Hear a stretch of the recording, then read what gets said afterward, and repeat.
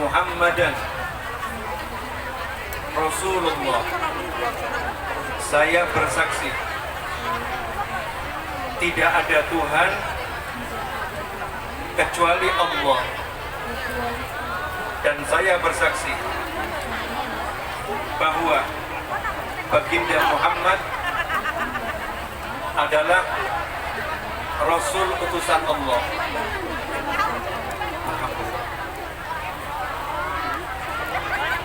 Bismillahirrahmanirrahim. Alhamdulillahirabbil alamin. Semoga Allah Ta'ala jadikan kesaksian yang abadi. Semoga kita hidup dengan la ilaha illallah, wafat dengan la ilaha illallah, dibangkitkan dengan la ilaha illallah, dikumpulkan di mahsyar bersama ahli la ilaha illallah, dan dibukakan pintu surga dengan la ilaha illallah, dimasukkan ke dalam surga bersama baginda Muhammad sallallahu alaihi wasallam. Dan semoga Allah Ta'ala letakkan kita dalam benteng la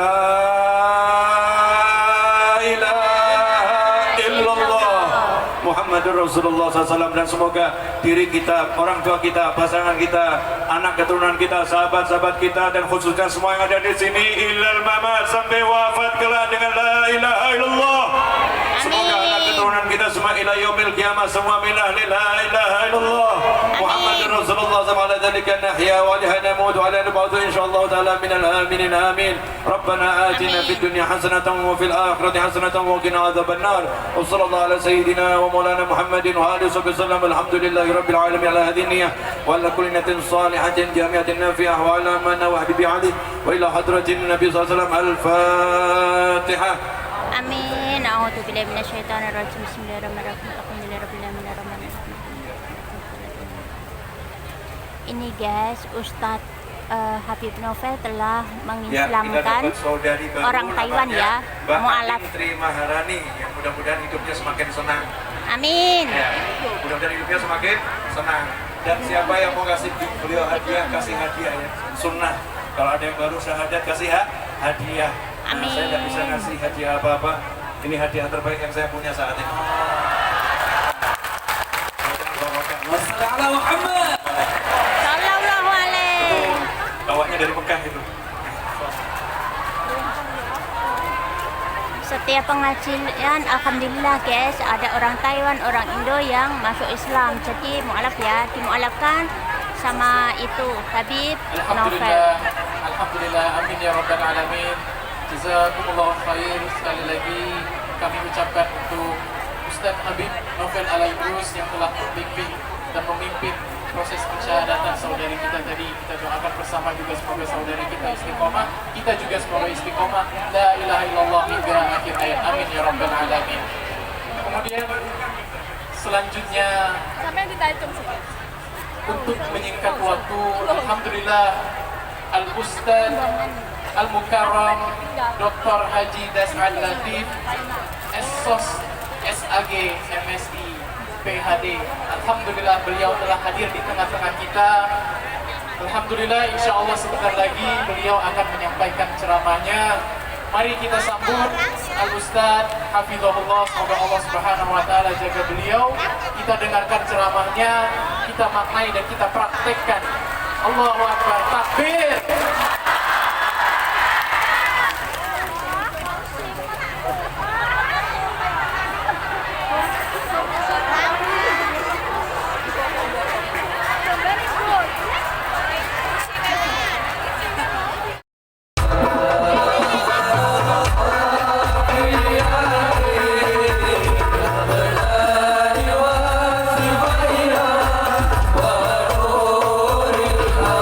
Oh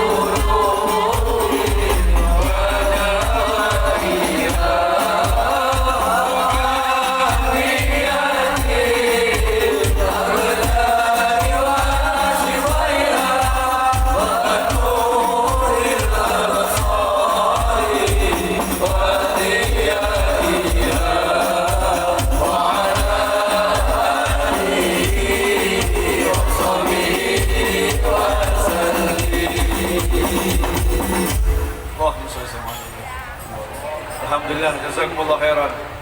Ya. Sebagai penutup dari saya, nanti dilanjut oleh beliau, saya cuman mau kasih tambahan informasi. Ketika Nabi Muhammad SAW hijrah dari Mekah ke Madinah, ada beberapa hal yang dilakukan Nabi Muhammad SAW. Yang pertama, menghapus perbedaan pendatang, kemudian warga setempat. Rasulullah nggak suka ada istilah begitu. Yang ada Islam itu ya satu, nggak ada judulnya Islam pendatang, Islam setempat. Makanya langsung oleh Nabi Muhammad SAW dipersaudarakan Muhajirin dan Ansor.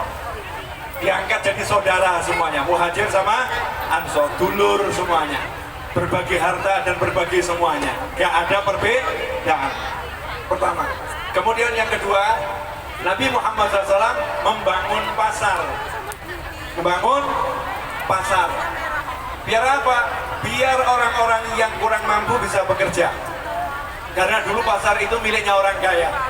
Nah sekarang ini banyak terjadi pasar itu miliknya orang kaya. Maksudnya yang bisa beli ruko orang kaya, yang bisa beli kios di mall orang kaya. Orang-orang yang belum kaya nggak bisa punya sesuatu di pasar. Maka sistem pasarnya Nabi Muhammad SAW dahulu Rasulullah ada satu lapangan dibeli oleh Nabi Muhammad SAW. Rasul kemudian berkata, siapa yang lebih cepat pasang tenda, ya itulah kiosnya. Dan tendanya usianya sehari, besoknya bongkar pasang lagi, sehingga orang-orang yang nggak mampu semangat untuk pergi ke pasang buat tenda. Akhirnya ekonomi umat itu naik. Yang belum mampu jadi mampu, ya. Yang kaya juga mengayomi yang lagi berusaha.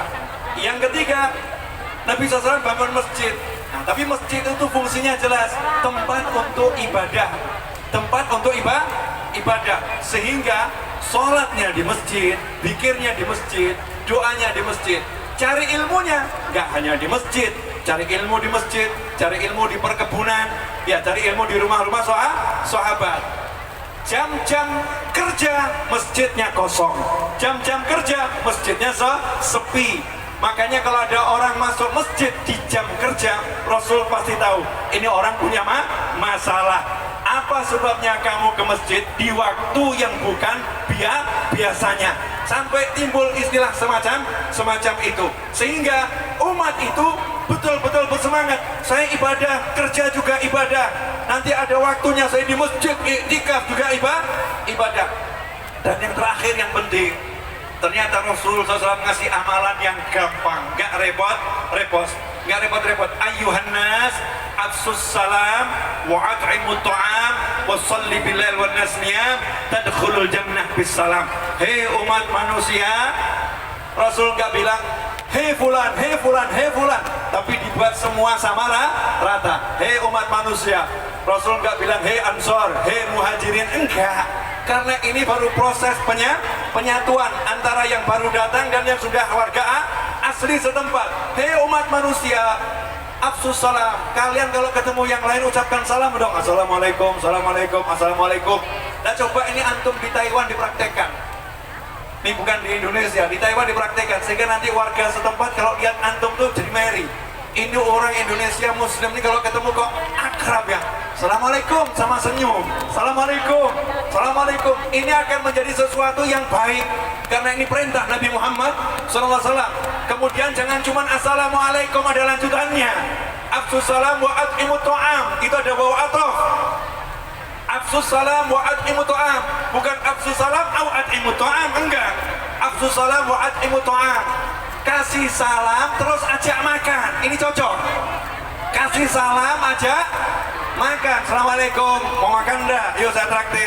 Makanya ajaran makan di Islam nggak makan sendiri, makannya berjamaah. Siapa punya jatah satu orang, suruh ngajak orang lain, bisa cukup untuk 2 orang. Nggak ada ajaran makanlah sendiri. Makanya Nabi SAW di rumah nggak pernah makan sendiri. Kalau dalam rumah Rasul makan sama istri. Kalau di luar makan sama sahabat. Piringnya Nabi itu diameternya hampir sebesar 2 meter. diangkat oleh 4 sahabat yang badannya besar, nampan yang raksasa, makan di pinggir semuanya. Maka Rasul ngajari SAW, kalau makan dari pinggir jangan ngambil langsung yang ke tengah, karena piringnya besar. Sehingga dulu ada istilah, siapa yang makan pakai piring kecil itu orang pelit, karena makannya sendiri nggak mau berbagi. Makanya di tanah Indonesia biasanya dulu kalau makan pakai daun pisang, kemudian makan pakai daun jati, makan itu pakai nampan besar, nggak ada yang makan sendiri. Selalu aja mangan ramangan yang penting kumpul, makan gak makan yang penting kumpul. Artinya biasanya kalau kumpul itu makan, memang biasanya seperti itu, ajak makan semuanya. Baru urusan yang terakhir, usul di bilail. Kalau urusan kamu sholat sunnah, jangan ada yang tahu, jangan pamerkan duhamu, jangan pamerkan tahajudmu, diam, gak ada orang yang tahu. Di rumah sholli bilail wan nas niyam, rumahmu tuh pakai buat sholat tahajud. Kalau 5 waktu di masjid, tapi kalau yang namanya tahajud ya itu di rumah, biar rumahnya nggak sepi, biar rumahnya penuh malaikat, biar rumahnya penuh dengan hamba-hamba Allah Subhanahu wa Ta'ala. Sekarang ini banyak orang tadarus Al-Quran di masjid, bagus tadarus Al-Quran di masjid, tapi sayang kalau rumahnya nggak ditadarusi. Sehingga apa hasilnya? Masjidnya semakin ramai dengan zikir, rumahnya semakin ramai dengan hal-hal yang semacam itu. Rumahnya isinya acara-acara TikTok dan lain sebagainya, rumahnya isinya dengan acara televisi dan lain sebagainya.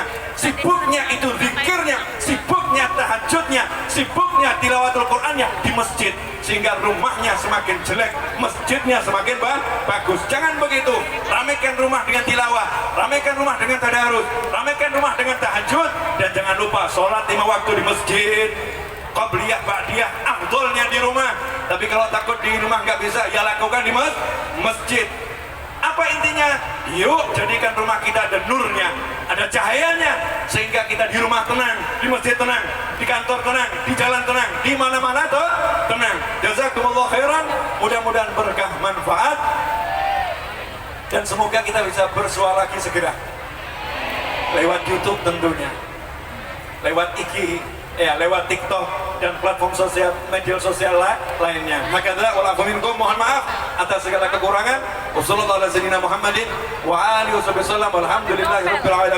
Wassalamualaikum warahmatullahi wabarakatuh.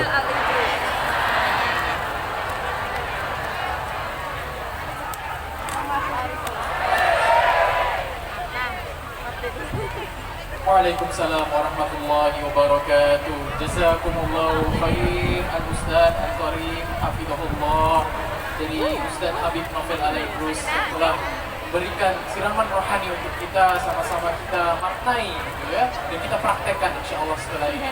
Semoga Allah Subhanahu wa Ta'ala selalu merahmati beliau dan keluarga beliau, insyaallah bisa dipertemukan kembali seperti itu ya, amin ya rabbal alamin. Kemudian acara selanjutnya adalah pensyahadatan dari salah satu saudari kita yang akan disyahadatkan, yaitu saudari Aning Tri Maharani. Insyaallah pensyahadatan ini akan dibantu oleh rekan-rekan kita dan Al-Ustaz Al-Mukarram. Mohon bantuannya untuk mensyahadatkan. Kami undang terlebih dahulu saudari Aning Tri Maharani untuk menaiki panggung. Bawa bantal aku. Aku juga bawa bantal. Iya. Ini masih